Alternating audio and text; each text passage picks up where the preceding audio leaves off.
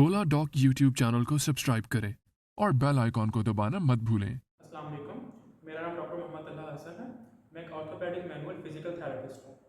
पट्ठों के अमराज, जोड़ों के मसाइल, मोहरों के अमराज जैसे कि डिस्क का मसला, कंधा जाम, बच्चों की पैदाइशी मजदूरी, फ्रैक्चर के बाद के अमराज और इस तरह के पोस्ट सर्जिकल अमराज को मैं ट्रीट करता हूँ। आज जिस डिज़ीज़ के बारे में हम डिस्कशन करेंगे वो है कमर दर्द और मोहरों के दरमियान की जो डिस्क है उसकी हर्निएशन का कैसे इलाज किया जाए और उसका इलाज बगैर सर्जरी के और फिजिकल थेरेपी के जरिए कैसे मुमकिन। पाकिस्तान के टॉप डॉक्टर्स के साथ अपॉइंटमेंट बुक करें, वो भी पेशेंट फीडबैक देखते हुए। लाखों लोगों की तरह पाकिस्तान के सबसे बड़े डॉक्टर नेटवर्क का फायदा उठाएं और आज ही ओला डॉक ऐप डाउनलोड करें। ओला डॉक, डॉक्टर का अपॉइंटमेंट आसानी से। अल्लाह ताला ने हमारी कमर में और हमारी बैक पे पूरा एक वर्टिबल कॉलम रखा हुआ है जिसको हम वर्टिब्रा को हम मोहरे भी कहते हैं, जिसमें गर्दन के मोहरे आते हैं, कमर के मोहरे आते हैं और जो कमर और गर्दन के दरमियान मोहरे होते हैं वो भी आते हैं। ठीक है, इन मोहरों के दरमियान, दो मोहरों के दरमियान अल्लाह ताला ने एक डिस्क रखी होती है। इस डिस्क का काम क्या होता है कि जो शॉक आ रहे हैं, जो झटके लग रहे हैं उसको अब्जॉर्ब करना। जब भी हम कोई काम करते हैं, कोई वजन उठाते हैं या नीचे झुकते हैं तो ये जो डिस्क होती है ये दो मोहरों के दरमियान एक शॉक अब्जॉर्बर का काम करती है और ये मोहरों के दरमियान ही प्रेजेंट होती है, मोहरों के बाहर नहीं निकली होती, जो अल्लाह ताला ने उसकी पोजीशन रखी है। लेकिन बाज़ औक़ात कुछ कंडीशंस की वजह से ये डिस्क जो है ये मोहरों से बाहर को निकल आती है। अब वो कंडीशन क्या हो सकती हैं? आप कभी गिरे हैं अपनी लाइफ में, या नीचे झुके हैं, या बहुत ज़्यादा आपने कोई भारी चीज़ उठा ली है और आप बार बार वो भारी चीज़ उठा रहे हैं। उससे क्या होता है, ये जो डिस्क है ये मोहरों से निकल आती है और ये डिस्क मोहरों से निकल कर आपके जो आगे मोहरों के आगे पट्टे लगे हुए हैं जिसको हम पैरास्पाइनल मसल्स कहते हैं, उन पट्टों को जाकर इरिटेट करती है और फिर अगर थोड़ी सी ज़्यादा हर्निएशन हो जाए तो फिर जो आगे नर्व्स पड़ी हुई हैं उनको जाके ये डिस्क पिंच आउट करती है, उस नर्व्स को जाके इरिटेट करती है।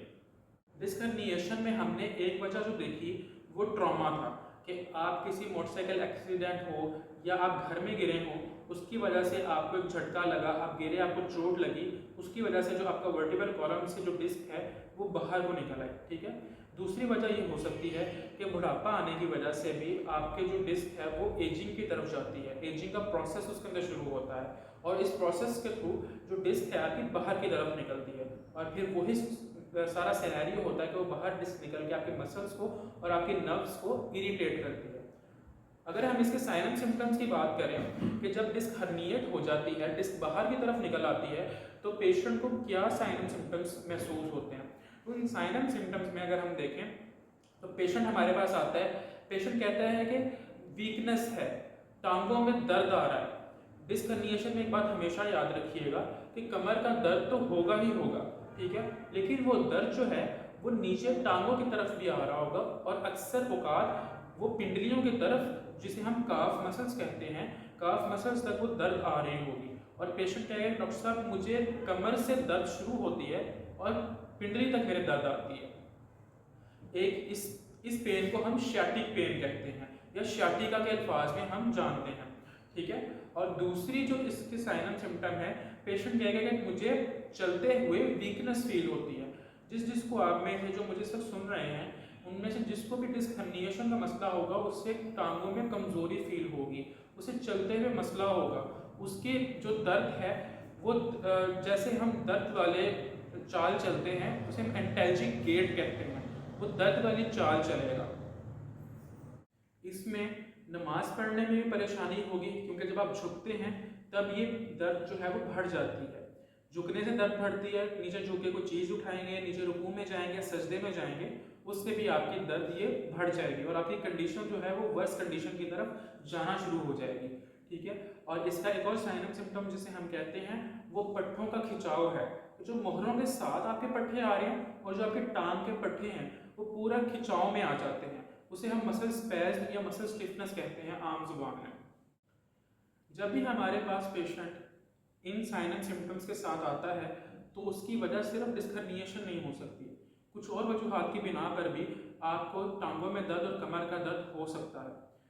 इस कंडीशन को रूल आउट करने के लिए कि सिर्फ उसको डिस्क हर्निएशन की वजह से ये कंडीशन आ रही है कि उसको टांगों में दर्द हो रहा है, उसकी कमर में दर्द हो रहा है, उसको चलने फिरने में मुश्किलात पेश आ रही हैं, उसे सीढ़ियाँ चढ़ने में मुश्किलात पेश आ रही हैं, तो इस सारी चीज़ों को कंफर्म करने के लिए हम कुछ फिजिकल टेस्ट परफॉर्म करवाते हैं पेशेंट को। उस फिजिकल टेस्ट से हमें ये यकीन हो जाता है कि ये प्रॉब्लम जो है वो डिस्क हर्निएशन का ही मसला है, ठीक है। और फिर इस कंफर्मेशन, इस डायग्नोसिस को कंफर्म करने के लिए हम पेशेंट को एक्सरे और एमआरआई की तरफ भेजते हैं और उसके थ्रू हमारा जो डायग्नोसिस है वो कंफर्म हो जाता है। जब हमने इस कंडीशन को डायग्नोज कर लिया और हमें यकीन हो गया कि ये जो उसके अलामात आ रही हैं ये डिस्क हर्निएशन की वजह से हैं, जो कमर दर्द आ रहा है ये डिस्क हर्निएशन की वजह से है, तो फिर हम इसकी ट्रीटमेंट की तरफ चलते हैं। डिस्क हर्निएशन की दो तरह की ट्रीटमेंट हो सकती है, एक सर्जिकल ट्रीटमेंट हो सकती है, दूसरी कंजर्वेटिव या फिजिकल थेरेपी ट्रीटमेंट हो सकती है। सबसे पहले मैं आपको सर्जिकल ट्रीटमेंट के बारे में थोड़ा इन्फॉर्म करना चाहता हूँ। सर्जिकल ट्रीटमेंट में क्या होता है कि जो सर्जन है वो एक इंसिजन देगा, एक कट लगाएगा आपकी बैक पे, आपके लंबर रीजन पे, आपकी कमर पे, और फिर जो डिस्क का हिस्सा बाहर को निकला हुआ है वो उसको कट आउट कर देगा, या इसको हम आम जुबान में या मेडिकल लैंग्वेज में लेमिनेक्टमी कहते हैं, ठीक है। लेकिन अगर ये प्रोसेस शॉर्ट प्रोसेस है और सुनने में एक अच्छा प्रोसेस लग रहा है कि सिर्फ इंसिजन लगाना है और डिस्क को आपने कट आउट कर देना है, लेकिन इसी के साथ साथ सर्जरी के अपनी कॉम्प्लिकेशंस काफ़ी आ सकती हैं कि आपकी जो लोअर लिम्ब है वो पैरालिसिस की तरफ जा सकती है, आपको लाइफ लॉन्ग कुछ कॉम्प्लिकेशंस, कुछ प्रॉब्लम्स आ सकते हैं। इसलिए इन सारी कॉम्प्लिकेशन और इन सारे हार्ड प्रोसेस से बचने के लिए हम पेशेंट को कंजर्वेटिव मैनेजमेंट या फिजियोथेरेपी मैनेजमेंट की तरफ लेकर जाते हैं। अब अगर मैं आपको बताऊं कि डिस्क हर्निएशन को फिजिकल थेरेपी के थ्रू हम किस तरह मैनेज करते हैं, तो उसमें हमारे पास 3 से 4 ऑप्शंस होते हैं जिसके थ्रू हम सक्सेसफुली पेशेंट को इस कंडीशन से, इन अलामात से बाहर निकाल लेते हैं। उन ट्रीटमेंट मेथड्स में सबसे पहले हमारे पास एक टेंस की मशीन आती है जिसे हम ट्रांसक्यूटेनियस इलेक्ट्रिकल नर्व स्टिमुलेशन कहते हैं। वो मशीन क्या करती है कि वो इलेक्ट्रिकल सिग्नल्स देती है आपकी बॉडी को और आपकी पेन को सप्रेस करने में हेल्प आउट करती है। दूसरी कंडीशन में हम अल्ट्रासोनिक थेरेपी के थ्रू हम पेन को सबसाइड करने की कोशिश करते हैं। जितनी जल्दी हम दर्द को हैंडल कर लेंगे, दर्द को मैनेज कर लेंगे, उतनी जल्दी हम इस कंडीशन पे काबू पा सकेंगे। तो सबसे पहले हमारा जो focus as a physical therapist होता है वो दर्द की मैनेजमेंट, पेन मैनेजमेंट है। उसके लिए हम टेंस यूज़ करते हैं और हम साथ साथ अल्ट्रासोनिक थेरेपी यूज़ करते हैं। और अगर मसल स्पैज में गए हुए हैं डिस्क हर्निएशन की वजह से, तो हम मसल रिलैक्सेशन टेक्निक्स यूज़ करते हैं जिससे जो मसल स्टिफनेस में है, पट्टों का खिंचाव है, उन पट्टों के खिंचाव को हम दूर कर सकें। अब इसमें जब हमने दर्द को मैनेज कर लिया, पेन को मैनेज कर लिया, अब हमारा अगला गोल आता है कि हम लाइफ लॉन्ग उसकी मैनेजमेंट करें ताकि पेशेंट को बाद में ये मसला ना आए। फिर जो डिस्क बाहर को निकली होती है उस डिस्क को पीछे लाने के लिए हम कुछ टेक्निक्स अप्लाई करते हैं। उस टेक्निक्स में मैकेंजी एक्सरसाइज है, लंबर मोबिलाइजेशंस हैं, उस टेक्निक के अंदर डिफरेंट तरह की एक्सरसाइजेज हैं जो हम पेशेंट को होम प्लान के अंदर सजेस्ट करते हैं। और सबसे इम्पॉर्टेंट डिस्क हर्निएशन के अंदर सबसे इम्पॉर्टेंट जो टेक्निक है वो ट्रैक्शन है। ट्रैक्शन के थ्रू हम क्या करते हैं कि जो 2 मोहरे हैं उन 2 मोहरों को मैन्युअली हम बाहर से ट्रैक करते हैं, सेपरेट आउट करते हैं, ताकि जब वो सेपरेट आउट हो जाएंगे तो जो डिस्क बाहर को निकली है उसको जगह मिलेगी वापस जाने की। तो जब वो डिस्क वापस जाएगी और मोहरे सेपरेट आउट होंगे तो आपकी पेन और आपके बाकी जो साइन एंड सिम्टम, बाकी जो अलामात हैं वो सब साइड हो जाएंगी। ट्रैक्शन देने के लिए हमारे पास डिफरेंट किस्म की इक्विपमेंट्स मौजूद होती हैं। हम मैकेनिकल ट्रैक्शन दे सकते हैं जिसके थ्रू हमारे पास कुछ मशीनरी अवेलेबल है, कुछ इक्विपमेंट्स अवेलेबल हैं जिसमें हम मैकेनिकल ट्रैक्शन देते हैं। और दूसरा ऑप्शन हमारे पास मैनुअल ट्रैक्शन है जिसके ज़रिए हम स्पेशलाइज्ड हैंड मैनेजमेंट के थ्रू, हाथों के ज़रिए हम ट्रैक्शन देते हैं। इस सारे प्रोसीजर को करने में तकरीबन हमें 10 से 15 सेशंस लगते हैं।